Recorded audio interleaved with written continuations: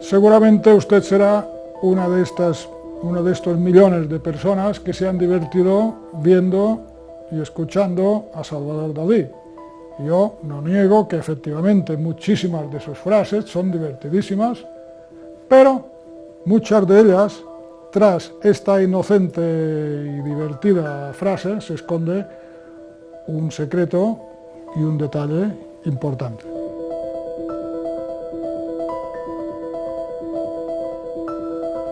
Muchas de estas frases divertidas de Dalí son calificadas como surrealistas simplemente porque no sabemos su explicación.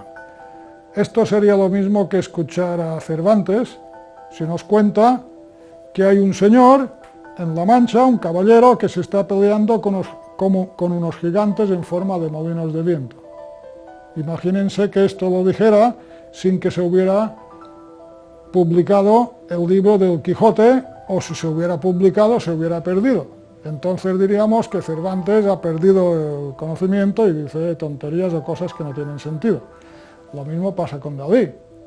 Al no existir este documento, muchísimas de las frases de Dalí pues son surrealistas porque simplemente no tienen explicación. Afortunadamente, al haber descubierto e interpretado esta pintura, nos permite traducir al lenguaje de los mortales muchas de sus frases.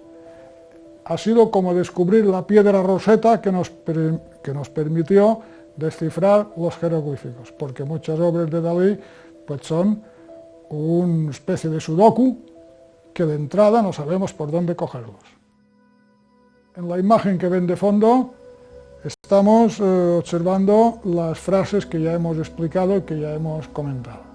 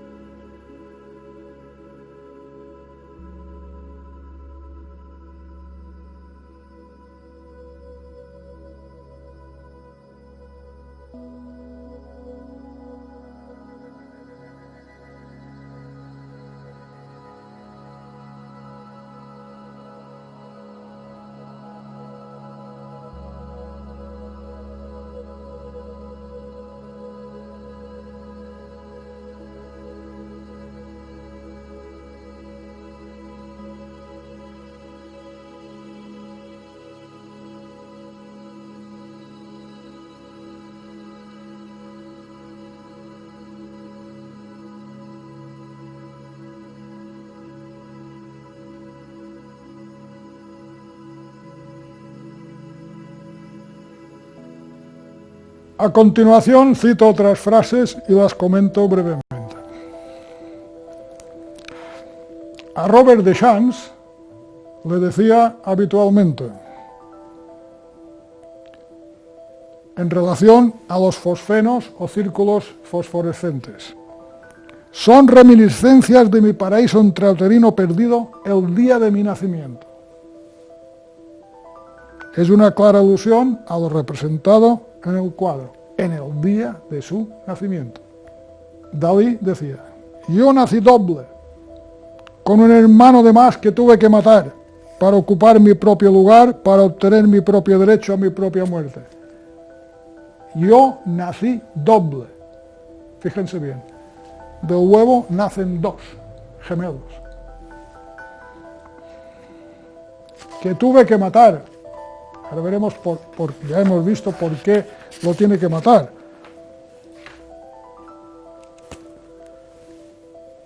Para demostrar que él es el inmortal. Tenemos aquí una ilustración de este libro que se llama Carta abierta a Salvador Dalí, escrita por Salvador Dalí, en la que hay dos Dalís enfrentados. Exactamente, y un puerco que soy yo. La forma de demostrarlo es matando a su hermano. En una entrevista, ahora escuchen bien este detalle que en principio naturalmente no tiene sentido. Le hacen una entrevista a Salvador Dalí en 1969. 69, ¿eh? Y según dicen, nació en 1904. Y le preguntan por su edad. Y dice, yo creo que tengo 70 y tantos años. Con decir que tenía 65 ya bastaba, ¿no? Claro. Si interpretamos 70 y tantos como 72, 73, nos vamos al 96, 97. Ahora empezamos a entender un poco estas frases rarísimas de Dalí. À 5 ans, merci.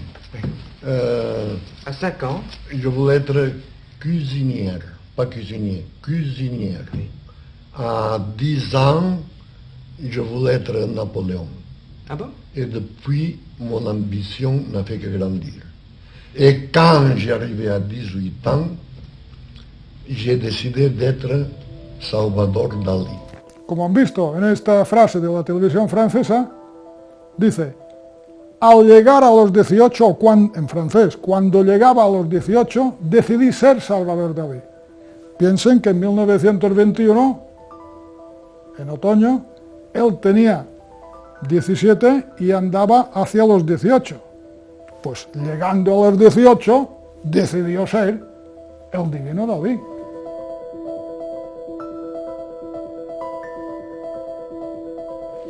De sus años infantiles, ¿cuáles son los recuerdos más entrañables que conserva todavía, que tienen raíces en su corazón?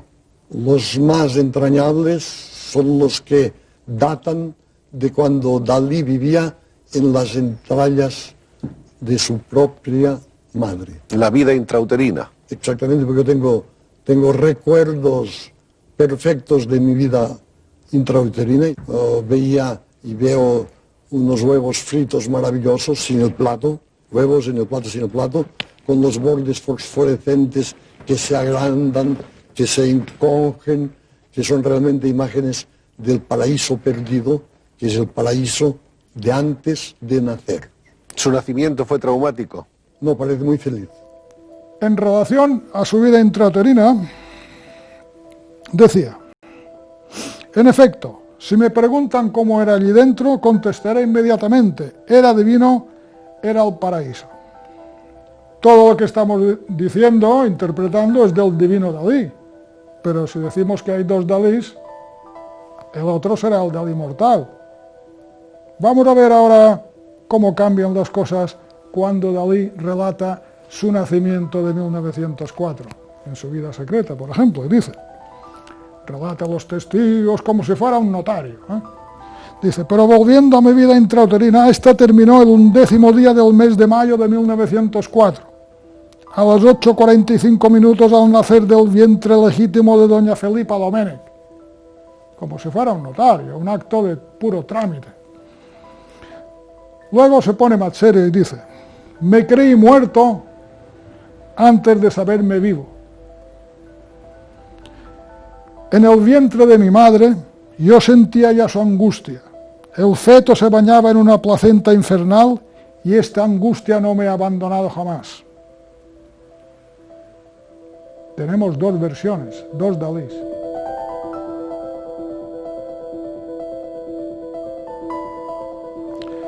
En relación a la muerte, que era otro tema que le apasionaba, cuando habla el Dalí mortal, dice, tengo miedo a la muerte, tiemblo como una hoja solo de pensarlo, voy aterrorizado cuando voy en barco o en avión.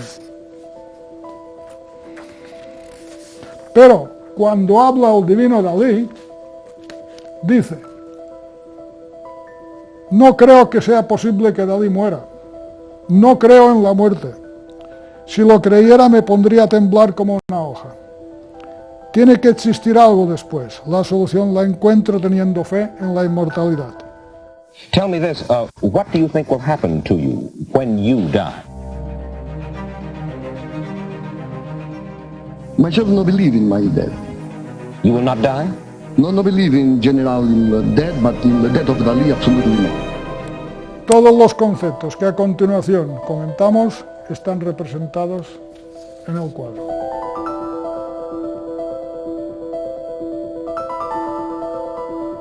Una de las cosas que llama la atención es que Dalí asesina a su hermano, pero al mismo tiempo lo representa como un ángel.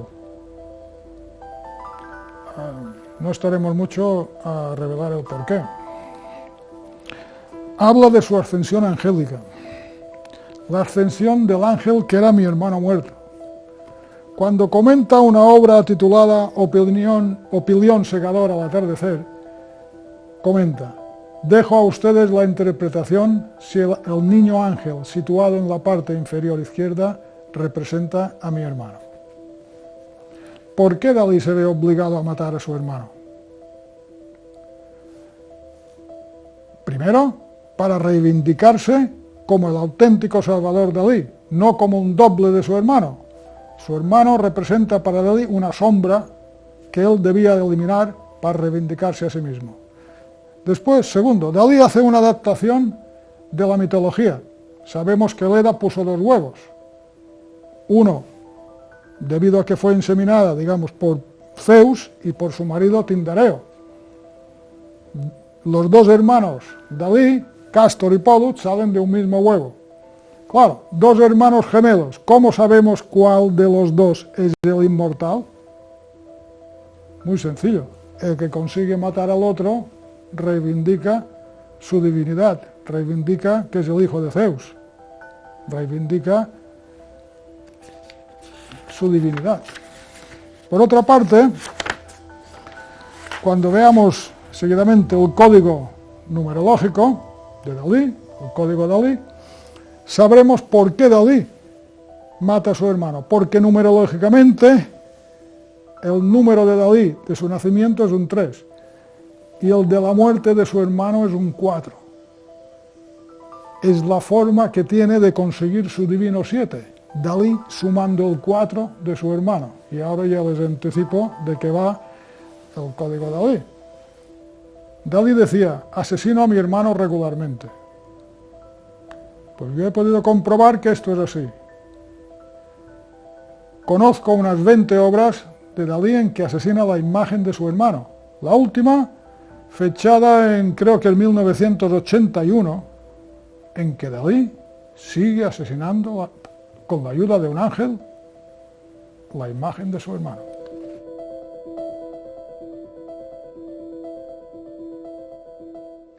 Lo representado en este cuadro nos da una explicación de por qué el huevo es el símbolo icónico de Dalí. Dalí, en el momento de salir del huevo. ¿Por qué lo representa en sus cuadros?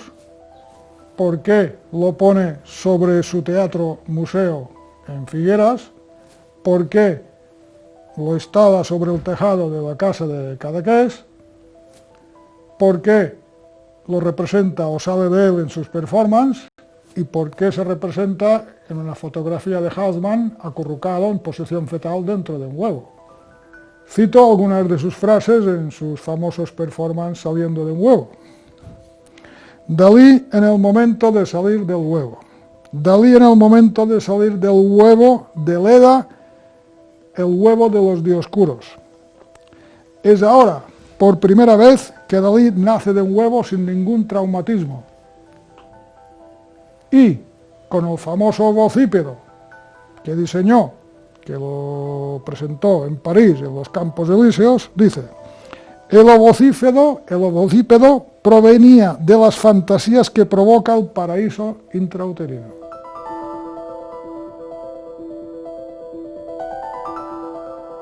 A Gala y al mortal Dalí le gustaban mucho los dólares y el dinero. Pero al divino Dalí le gustaba el oro porque tiene un valor místico y divino. Vamos a ver algunas frases relacionadas con el oro y cómo relaciona el oro con la alquimia. El oro tiene un valor místico. En la Edad Media todos los místicos, incluso nuestro Ramon Llull, querían transmutar la materia en oro. La única manera de espiritualizar la materia vil es purificándola, transformándola en un cuerpo precioso. El oro así ha llegado a transformarse en algo más que alguna pasión puramente de atesorar. En absoluto no sé dónde está ni llevo nunca dinero. Una vez me encontré en Nueva York en el mismo taxi con Onassis y en el momento de pagar ni él ni yo teníamos 5 céntimos en el bolsillo, tuvimos que volver atrás al hotel para que nos pagaran el coche. Para mí el dinero tiene un valor puramente mágico y simbólico. Me han dicho mucho que hay aquello de Avida Dollars, que me lo sacó, me hizo el honor y eso no es un poco verdad, pero hay un fondo de verdad, porque a mí lo que me gusta no son los dólares, es el oro macizo, como todos los alquimistas, Flanel, Raimundo Lulio y todos los de la Edad Media querían convertir la materia vil en oro. Luego dice, el hombre es materia alquímica predestinada a la aurificación. Mi vida entera es una alquimia que lo transforma todo en oro. Al hacer de mi vida entera un objeto de alquimia. Todo arte nace de la alquimia y de la superación de la muerte. Yo creo en la resurrección de los cuerpos.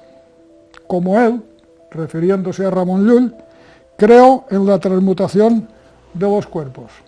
Y, hablando del Mutus Liber, del libro mudo de los alquimistas, lo prologado con las siguientes palabras. Dice, por lo tanto, este es el libro más hermoso que jamás se ha publicado sobre este tema. Según cuentan los expertos, pues en él hay cosas que nunca fueron dichas. Solo hace falta ser... cuidado con esta frase. Atención. Solo hace falta ser un auténtico niño del arte para poderlo entender.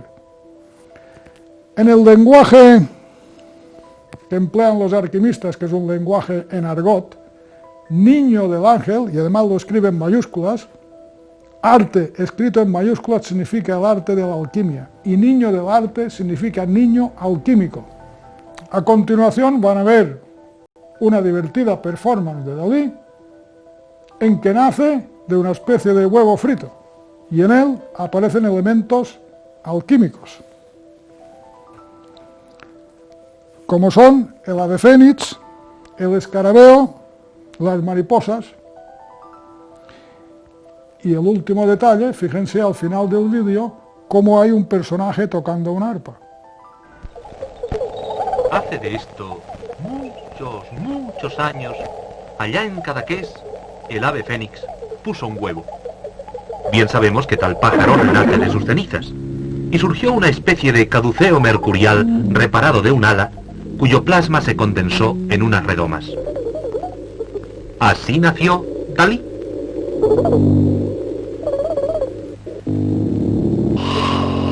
Todos los años trisiestos, Dalí vuelve a nacer y lo festeja. En este momento tiene ya 6.000. Está renaciendo en un ovni plasticular.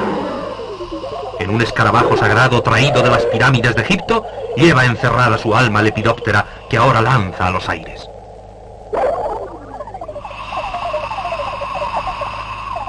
Fin de la primera parte. Descanso.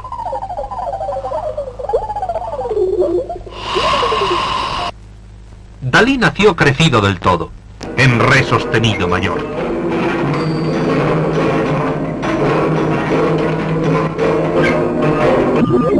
Y tras el preludio, el coco. Todo esto recuerda a los detalles que les he explicado de este cuadro.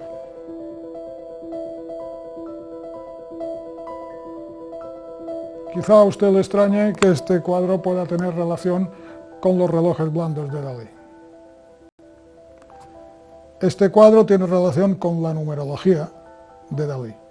Y la numerología de Dalí tiene relación con los relojes blandos, porque en los relojes representa números. Los relojes blandos de Dalí no tienen nada que ver con el queso camembert ni un montón de tonterías que se han publicado sobre este tema. Tienen que ver con su vida intrauterina. Si creen que exagero, esperen un momento y lo comprobamos. Al referirse al tema de la muerte, hablando de su paraíso intrauterino, termina diciendo: esto me parecía la máxima delectación, refiriéndose a su vida intrauterina, y me hubiera gustado que todo fuera siempre como esto. El objeto mecánico había de convertirse en mi enemigo, y en cuanto a los relojes, debían ser blandos o no ser. Es decir, que él reconoce que la concepción filosófica de los relojes blandos está relacionado con el paso del tiempo. El tiempo es su peor enemigo. Mientras Dalí está en su paraíso intrauterino, es el divino Dalí. Pero el reloj le transporta hacia las 8:45 del 11 de mayo de 1904, en que deja de ser un ser divino y se convierte en un ser mortal. Por lo tanto, él debe modificar, como Einstein interpreta que el tiempo es una variable y debe modificar el tiempo o manipular el tiempo para que no avance. Por esto manipula los relojes y los relojes se transforman en relojes blandos. Vean cómo en un vídeo de la televisión francesa, Dalí vuelve a relacionar el concepto de los relojes blandos con sus recuerdos intrauterinos. Casanova, dans ses mémoires, il prétend aussi se souvenir de la vie intra-utérine. Moi je voyais surtout des œufs sur le plat sans le plat, et alors le blanc de l'œuf était phosphorescent et se contractait, il bougeait, un peu comme les montres molles. Les montres molles, le côté mou vient de cette espèce de paradis intra-utérin.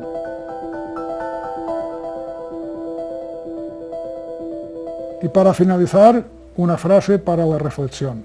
Dalí decía: estos recuerdos e imágenes tuvieron una influencia muy decisiva en el resto de mi vida. Y ya les anticipo uno de estos detalles. Tanto lo representado como la fecha del 27/9/96 servirán para explicar el simbolismo y la inauguración de su teatro museo de Figueras.